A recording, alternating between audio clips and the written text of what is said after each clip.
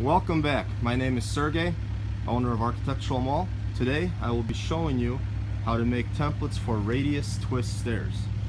The first step is to lay a piece of cardboard at ground level and to follow the contour of the stairs to make a perfect radius template. Next step is you're going to mark where the top of the template is, and you're going to give a couple reference points as well as the height from that step down to those reference points.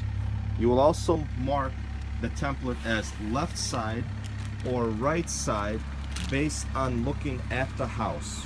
So this would be the left hand side. Mark 0 as the bottom, and from there you will have different heights all the way to the very top. In order to get perfect measurements, what we've done is we've set up a laser.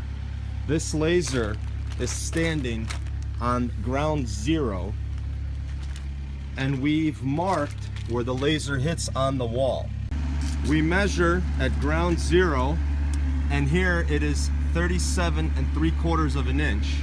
We take that measurement from this line, we come down 37 3/4 to make sure that this dimension down here to the height of the step at the top will be exactly at the same level as the very bottom step, and that is extremely critical when you're making these templates. The measurement that we put on the top we transferred right there. H, which means height, equals 55. Then we take a tape measure and we measure the total length. Using a piece of wood that is straight, we put that on the stairs to simulate where the bottom rail is going to come in.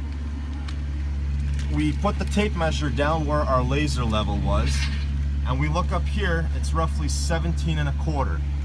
So down on our template, we're gonna put 17 1/4 inch plus our original 37 3/4 inch, and that is going to be our height at the top of the rail. We'll use the same method and steps on the right hand side of the stair. In most circumstances, the left and the right should be an exact mirror image. So what we do is we take the template we just made, flip it upside down, and verify the critical points to make sure that it in fact is the same.